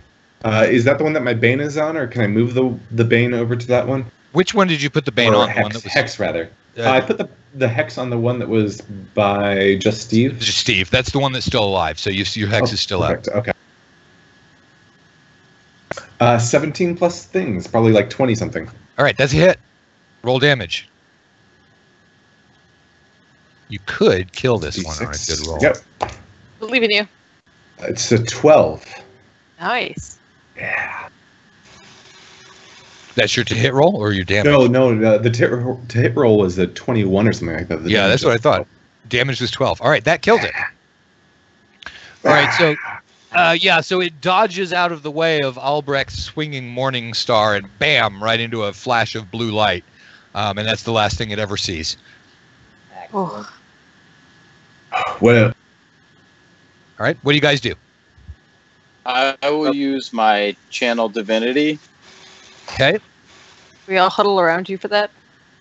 I don't have that much. I'm very honest. If let's say I were to make a scale of 0 to 18, I would be at about 2. Oh, okay. So. Oh well, I'll tell you what. I can play a little ditty. I like that. You know how that goes, and give you an extra D6 if you spend a hit die. Oh, during like a short rest? Yeah. So theoretically, what are you playing your little ditty on? Well, I can sing. I can drum on just about anything. And I can also pull this out, and I pull out an etherphone, which is a theremin, if you guys know what that is. Yes. Nice. Yeah. Yes, Okay. And I start She wiggling picked my an even fingers. weirder instrument than I did, so. Backpack came with a magical leprechaun. See, the thing is that theremin is actually it's quite ancient. It's something that's back from the ancient era when technology and magic were sort of being melded together, and so it's actually got little tiny hairs that come out of it when she's playing it that are able to detect without her touching it. There's a little connection through the ethereal plane that gets made, but unfortunately it's a very short range. But So I have to be pretty close to it, but But I can also look like I'm casting various spells. I can pretend to be a wizard. Your beard's looking Wiggle pretty my rough fingers. there, buddy. Ironically, I've never seen a wizard pretend to be a bard. I'll be honest, all this acid is not very good for my follicles. I could lose a little bit of your magic, my friend. It's it's kind of a rough spot. I don't want to be seen by you. I don't know if I can do anything for your hair. No, you can't, my friend, and I really appreciate what you did for me earlier, but this is really a dwarf thing, and you can just back right off. Okay. Albrecht, do you think, as an architect, look at the structure of his beard. Does it need support, or should we leave it as is? I think it clearly is in need of some joists.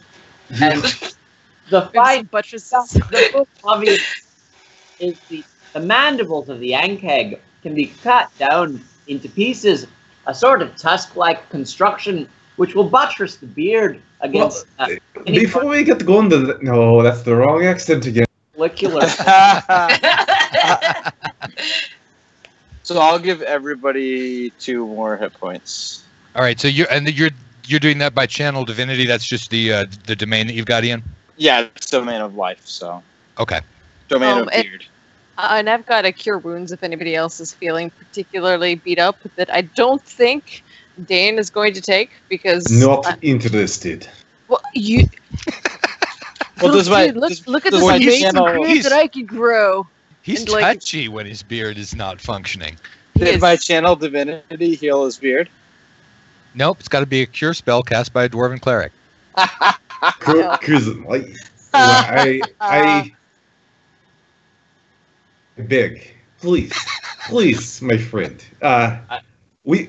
If Johak van Johak sees me like this, I don't know what I will do.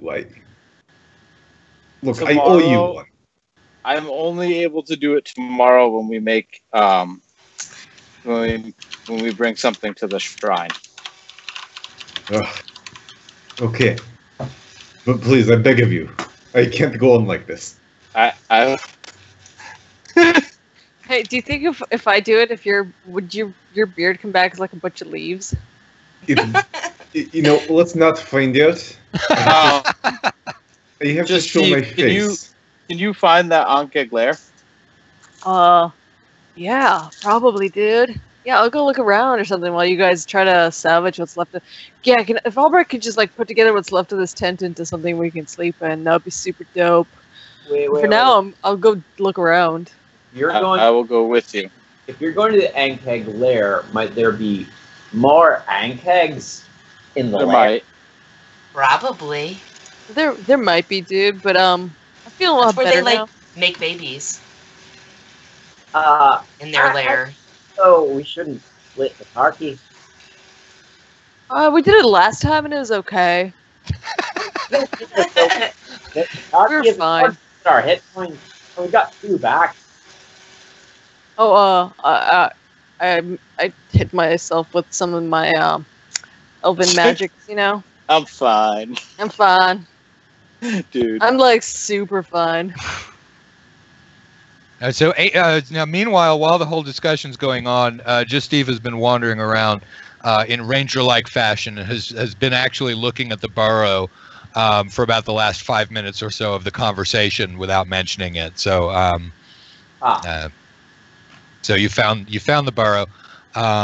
It's very, very close to camp, and that's part of the reason that Just Steve didn't mention it to anybody, is that you did sort of have the issue about how you were going to explain to the rest of the party, Ala, that you put their camp right on top of an Ankeg burrow. No, they've Again. been like totally tracking us because we like smashed literally the the second time. Okay, the last time they got the drop on us, and this is the remainder of that original camp that's been tracking us. Once we get into the mountains, it won't be that bad. They can't burrow in that rock shit. That sounds like something a hollow-boned elf would say.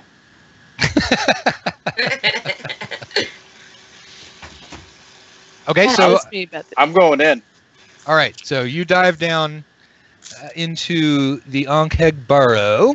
Well, it's clearly safer than any camp we found. No, I wouldn't count on it. So you go down there, and once again, so it's sort of because this one was not the whole I just escaped running away Ankeg. This one actually came out of its real burrow. So, so you're going down. It makes a couple of twists and turns, and then. Okay, so there's a sudden. So Steve, I get. What is the order of people going in here? I'll follow Curzum. Okay, Gabe, what's Dane doing? Dane's following right along, just kind of keeping an eye out. Again, the usual Dane maneuver of watching the six, making sure none of these Ankeg, basically infestations, approach us from behind. Okay, Zach and Emily, are you guys staying up top, or are you following in? I'm following them because I don't think we should split up. And I'm following with like a huge, as much of the red mushroom as I can carry, because it seems to work on the Ankegs. Okay, there's not a whole lot of it left because it chewed it up, but you do have about, about a dinner plate sized piece of it. Okay. A mouthful. All right, and then Emily, you're also coming along? Yeah, I'm hopping in the backpack. All right. Oh, okay, so you're in Albrecht's backpack. Okay. Yep. So what happens is that one... Okay, so Curzum, you're moving forward, and then everybody else in a line, and right behind you, as you're moving forward, you push off against a rock, but when that happens, an enormous amount of dirt slides down behind you, and what that does is it completely buries just Steve, and it also cuts you off from the party. So the order that we've got here is Curzum looking forward, then we have just Steve entirely buried in dirt, and then we have Dane, and then we have Albrecht, and then we have in Albrecht's backpack Zephna. Okay. So Jiglet, yep. Yeah. Okay, so just Steve. Would our stone cunning give us a chance to spot any of that ahead of time and like shout out a warning? No, that would be more of a dirt cunning kind of thing. This is a great time to tell you guys where elves come from. Sure. All right, so I rolled a natural 20 or whatever save it is. It doesn't matter. Steve pops out. Like Okay. the goddamn alien chest burster. Very satisfied with himself. all right, so yeah, what happens is that all of a sudden, like Night of the Living Dead, Steve's arm shoots out, and we're gonna see which direction this goes. 1, 2, 3. Yeah, so reaches out and grabs Curzum's leg, and then proceeds to haul himself out from under the dirt, climbing up Curzum. Although it's all sort of pretty much horizontal because you're going down this burrow, but so Steve manages to haul himself out from the dirt. However, the two of you, the two groups are now separated. We've got Albrecht and Emily on one side of it, and Gabe on one side of it, and then we have just Curzum and Steve on the other side. What do you do?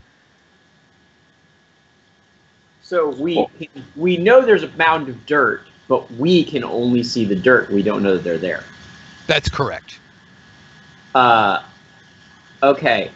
Then I will yell, "Are you buried in dirt?" No.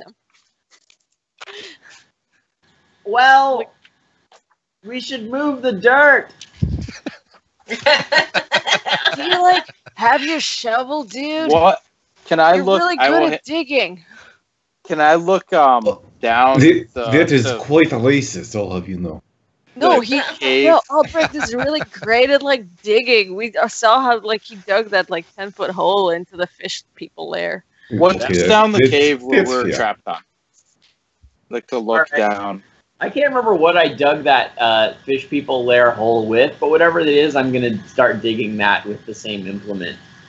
Okay, What? so What's on the other side though, where just Steve and I are? I'd like to look down that hall.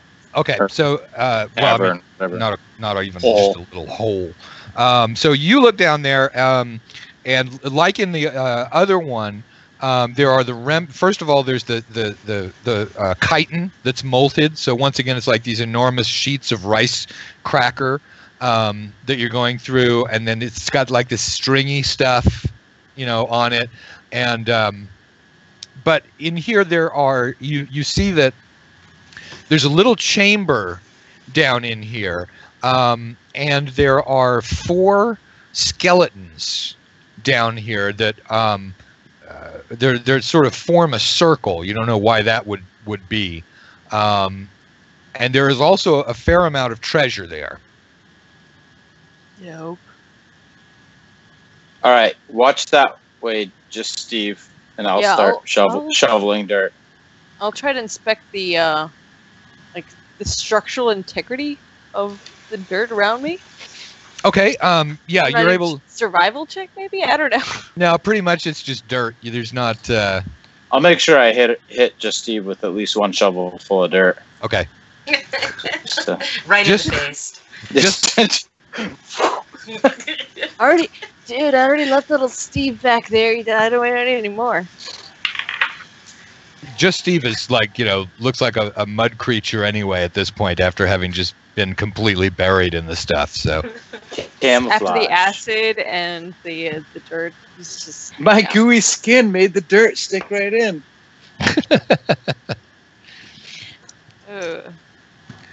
Okay, so the 2 dwarves, or 2 of the 3 dwarves, are digging toward the center of the thing, and you guys are able to get through the dirt and make contact again in fairly short order. When we get close, I'll throw my hand through. Okay. Ah! It's a hand! A dart hand! The dart hand of Kurzim! Oh, hi. Well, can we tell it's Kurzim's hand, or does it look like a muddy, freaky hand coming up out of the earth? Both. It looks like a muddy, freaky hand, but Albrecht is completely used to that being what Kurzim looks like when he comes out from underground situations like that. So he's like, it's Kurzim for sure. It's otherwise known as the donkey hoof. I'd recognize that helped me out of this whole gesture anywhere. They have a long history of that. Yep. I mean, often was a hole I put him in, but let's not quibble. And that's how we learned not to use a dwarf to test the structural stability of a cavern. Well, you used an elf this time, so. Like I said, not to use a dwarf to test. No, fair enough. Okay, Elves, so you're gonna lighter with bones. Are we gonna start digging around in the stuff over here? Can we peek at the skeletons before we touch it? Because they look sort of intentionally arranged. Okay, so what do you want to do with the skeletons? Is there there's any symbols on them, any clothes, and like anything? Or they're just clean bones? Everything except that all 4 of them are wearing an identical ring. Can I look at the ring? Yes. Without touching it? Uh-huh. It's like if you made a circle out of metal. But is there any symbol on it? Obvious cult affiliation. Yes, there is. It is a symbol. Is it on this finger? Like it's the symbol of the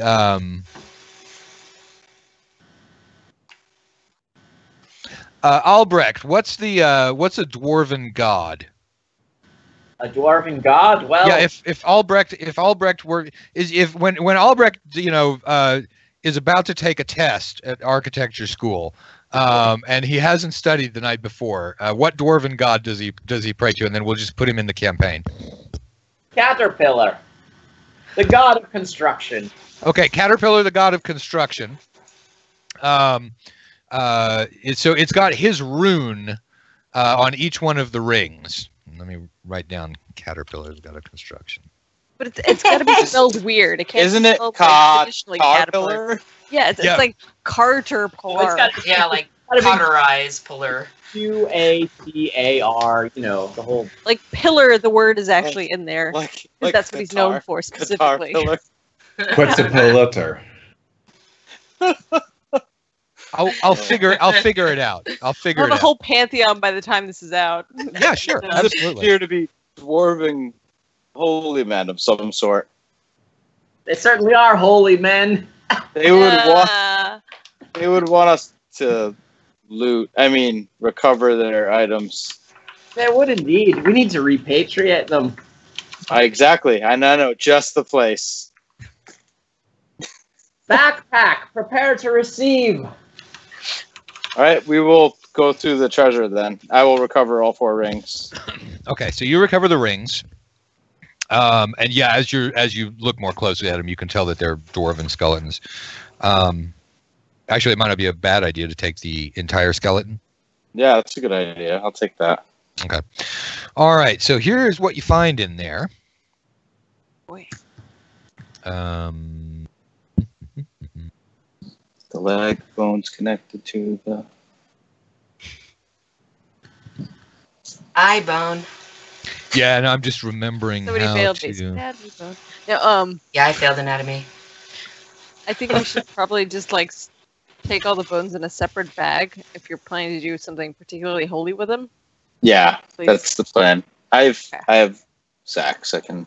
We just like we turn Zach's backpack inside out, and just like a halfling falls out, a bunch of bones from assorted pieces, and we're just like, where did all this come from? And like half the bones are missing because the halfling already ate them all. Oh yeah, I'm chewing them up in here. There's good marrow still in them bones. And she suddenly has a pot. I And she's think making I'll- a stew. I was like, how did you even do this in the backpack? I think I'll hold the bone. What are even halflings in Jordoba? Steve, you should look for opium. I hear there's a lot of opiates in burrows. Oh, yeah. You know, this does look kind of culty. Maybe they had some sort of like sweet something or other laying around. Well, you do find that they've got 1,050 silver pieces lying around, Wow. Well, Certainly an even amount. and then in addition to that, there may be some other stuff. Also a lot of homosexuality in burrows. What? I mean, if this is what it's turning into, okay. What I'm saying is that there's a lot of opium and homosexuality in burrows. This game just got interesting. How many burrows have you been in? All right, you I find mean, hobbits maybe, but you find a necklace that is worth 400 gold pieces, and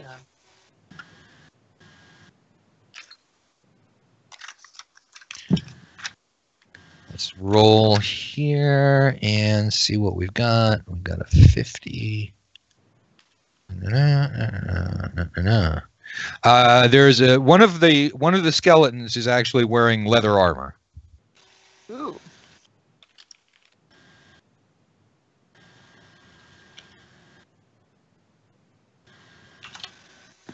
And that's it. Just some junk armor. Just- Does anybody have Arcana or religion? Could they check while they're in a circle? I can do it tomorrow because I can do ritual magic. So It's a little weird to just, maybe. It's weird to just die in a circle. Could have been a square. Couldn't have avoided being a trapezoid. Can we use the detect trapezoid scroll? It's fine. It's a fine trapezoid. Okay, in the on that armor, Kurzim, you are able to Kurzim and Dane both. You recognize the dwarven rune for protection against necrosis,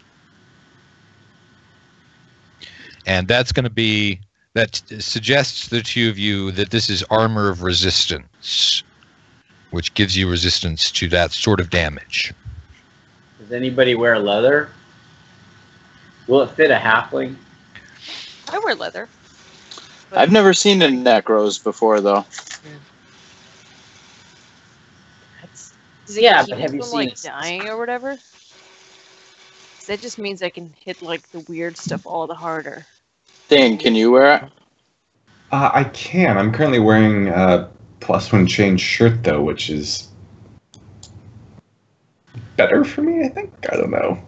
Yeah, you don't get hit by necrotic damage all that Yeah, terribly I mean, often. it is better for me. I don't know if maybe we were fighting lots of rot demons and stuff like that. It could be more useful, but I like this chain shirt. It has nice Adidas logo. It's good. It's got tracksuit Yep. The stripe for speed. okay, so you guys climb back out of the Ankeg burrow along with the 4 dwarven skeletons. You make camp. You sleep. In the morning, any spells or anything going on before you move to the dwarven tomb? I will cast Armor of Agathis. Okay. Do you want to heal him so he gets his beard back? Oh, please. Or I guess you can't until we get to the thing. I think it's probably best if we wait until we get to the dwarven tomb. It's sort of like a penance he's paying for injuring his beard. That makes a lot of sense. My beard is fucking fabulous. I'll have you know. Which is why I wanted to say lustrous and sheen, and I need to make sure that the magics work correctly instead of some half-assed scraggly crap. Maybe Like, if you I go, mean, like, look at. Have you seen Just Steve's beard? That's what happens when you don't pay a little penance for better. It's had better days. It's also taken some acid, but do you think if you like pray at this dwarven temple, your beard would come back even like lushier, and like just like that dude we saw? Look, Ian, I don't really want to talk about this anymore. Let's just let's get his thing done. More walking, less talking. We can get to beard competition. I really want Johak to sign my card. So if we could just get the move on. All right, so yeah, I mean it is true also that the 2 other dwarves, your beards are also in very bad condition, and Steve, your beard's basically down to almost kind of a stump at this point. So it's still something, It's very impressive for an elf to grow anything of this sort of magnitude. The fact that it was 5 feet at one point is really just a legend at this point. It'll grow back. Yeah, I'm hoping that whenever Curzim finds his holy ways again, we can get the rest. What do you of mean back. again? Gets divine inspiration from this temple. Oh, that's right. It's a secret. Whenever Curzim, does I don't whatever think nothing. whatever you're planning to do out there. Like blowing up an opium den full of addicts did anything bad to me with my relationships. We did the whole. I don't know what you're talking about. Let's keep going. It's time to walk. Let's just go. Let's go. Come on. Dane's right. We have to keep going. okay, so you guys get to the dwarven tomb, and it is it's this big archway over the door. It's a fairly simple arrangement. It's just a single circular interior area with small sarcophagi lined up around the edge in a circle, and at one end of it there is an altar to the god Caterpillar. And so I will approach with the 4 bodies and the 4 rings. Okay. As it turns out, there are 4 sarcophagi. Whoa. All right, I'll crack one open and see if it's empty. Okay. You crack open the sarcophagus, and lo and behold, it is empty. All right, so I will put the remains of each one with their ring inside there. Okay. You're going to have to sort of guess. You didn't really keep them all separate. I put them in 4 bags. You did? Okay. So you've got 4 different bags and you're able to... We discussed that. Okay. All right. I missed that. All right. So you have each one in the sarcophagus. And now when you do that, the eyes of the god at the altar begin to glow. And 2 things happen. First of all, Curzim, you have got your spells back. Woohoo! And second of all, the statue at the altar moves. It holds out its hand in a fist, and then it opens the hand up, and there's a rock sitting in the palm of the hand. I will take the rock.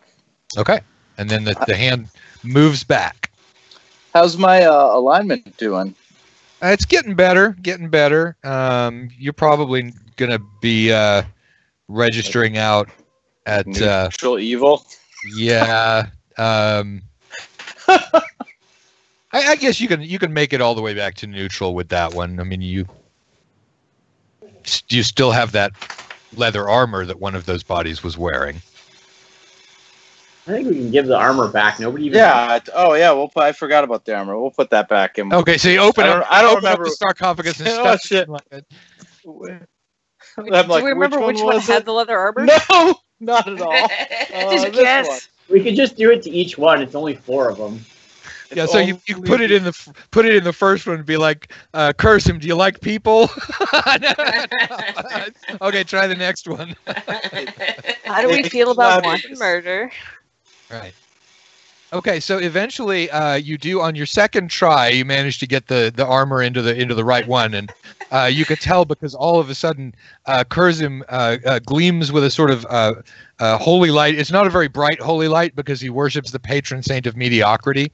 So it's just it's sort of a medium. Mediocre. Yeah. Mediocre light.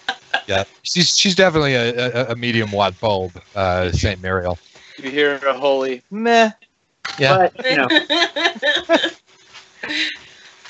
Okay, so let's do this since we really didn't get a whole lot done in this one, and we just talked back and forth the whole time. It started late in the whole bit. Let's go ahead and call it at this point, and then we will get back on track next one, and we'll be like totally on time and everything. How about that? That's optimistic, but I believe in us. I feel like we accomplished a lot. Well, far be it from us to leave on a note like that. Do you guys want to hear my really shitty rap? Yes, we totally do. no. I want to hear how your bard died. It's part of the rap. We'll see if you can figure it out by the end. Okay. Hold on, I need another drink. Hold on. Okay, here we go. All I know is Alla better break in dancing halfway through this. I'm not even going to look at you guys on the camera because I won't even. I'm a very shy person. This is very difficult for me. Okay. Okay. Sit down and listen as I recap the story. The tale of 5 dudes and a skull out for glory. The warrior's always looking for a problem to fix. The wizard was high and a bit of a ditz. The other 3 dudes, I can't even remember. In the end, it doesn't matter because they all got dismembered. That should have been the first warning. Should have run into morning, but I had to be brave. Right into the grave. Had to be the fucking bard in rapping the thick. I should have known better. Should have learned how to cook. Could have played by the rules. Right out of the book. I would have stayed out of trouble. By hook or by crook. It was advice I didn't follow. All those warnings rang hollow. And now you got me, and that's why I'm rapping the thick. Goddamn rumors in taverns of those gossiping bitches. Not a one of them warned me I had to face witches. The ground was all spikes. She vomited forms. We can't still flee and be fine. Holy shit, carrying worms? I think we could have made it if we just kept our cools. I could have dealt with the jellies, could have dealt with the ghouls, but no one told me there'd be so many damn wolves. I'm not a dog person. I ain't Kevin Costner, just call me Dance with the Fools. This quest is the worst. I've got to be one of the first to bring light to the darkness and rap in a thook. I didn't even make it. These assholes can take it. And then it just ends. Fuck rapping a thook. Oh, I like how you avoided use That's of the greatest thing IP. ever. Yeah, Oh, that too was. bad that didn't make it into 5e book. It's like Oh. angry spoken word D&D poetry. That's actually going into the next Rapanathik update for Kickstarter. Luckily, I have a Oh my local God. recording. I can do this very easily. Thank you, Gabe. You made my life No, easy. no problem. Maybe we'll make some edits and I can make it a little bit better before then. But Well, if And you, you need if you to do put some that, I'll send music you a free behind copy. okay. Gabe, we could put some music behind it too. Yeah, And definitely. the official guava juice. Yes. And for those who didn't follow along with my little story, my character didn't even make it into the dungeon. I died in the woods outside, but that's by wolves. by wolves. Yeah. Happens. Wow. And is that actually is that guava juice that you're drinking on? Well, this is passion fruit and guava beer. It's Oh. delicious. And Super we good. survived the adventure. Yeah. And we got lots of treasure. So there you go. Oh, this All is right. 2 times in a row with treasure. We're doing well. Yeah, I did because I rolled it by the book, and it well this time it wasn't actually that much. I mean, it was a good magic item, but Listen, it's a lot compared to what we've got sometimes. yeah, that's true. Okay, so everybody gets. Screw Jordoba. Hang on. Stay in here. On Yeah, we should maybe just never adventure in Jordoba again. Cause Jordoba is a lot Ever. harder to rhyme with, guys. I'm just letting you know right now. Okay. well, it's okay. You're not playing a bard anymore. It's It's the true. bard's job. Oh. Okay, so you got 900 experience points to divide from the Onkegs. 5 of us now, right? Yeah. And then That's not easy math. 180. No. Thank you. and then everybody will get an additional 100 on top of that. So 280 total. Yeah.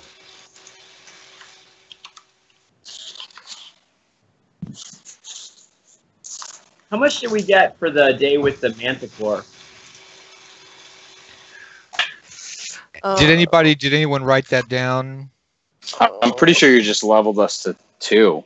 But that was Yeah. No? before. That was before the manticore. Oh no! He put us halfway to 3. Okay, you're up. You're all up to 3 then. Okay, so it's halfway to 3 plus 280. Yeah. No, it's all the way to 3 now.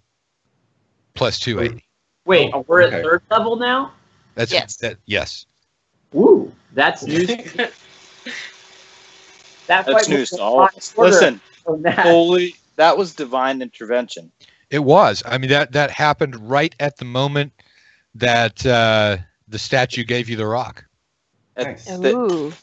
We that just happened felt that right- wash of a magical, like, divine energy.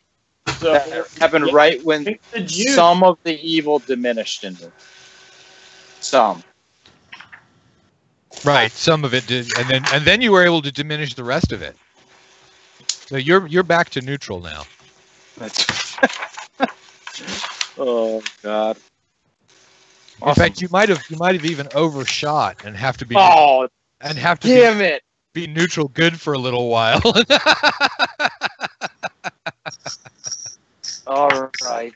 But I won't do that to you because you're No, do it. No, it's worth it. You should do it. It's funny. that is really funny to be trying to zero in on. But no, okay. So you're back to normal. I'm okay with if you want to push it to good because that's I like that. The whole premise of the criminal background as a cleric that I just like took up just to escape a dwarf. It's ridiculous anyways, but Okay, well you can be you can decide. We'll see whether you overshot and ended up as neutral good or whether you just landed right back at neutral. So we'll learn next episode whether Curzon has repented his past. Dun. All right, so we'll say to the audience, thank you very much for watching, guys. I know that it was a really spread out episode. Whatever kind of Dungeons and Dragons it is that you play, imagine the hell out of it. And Zach, can you take us off the air? Word up, man. Okay. That was for Gabe. That was my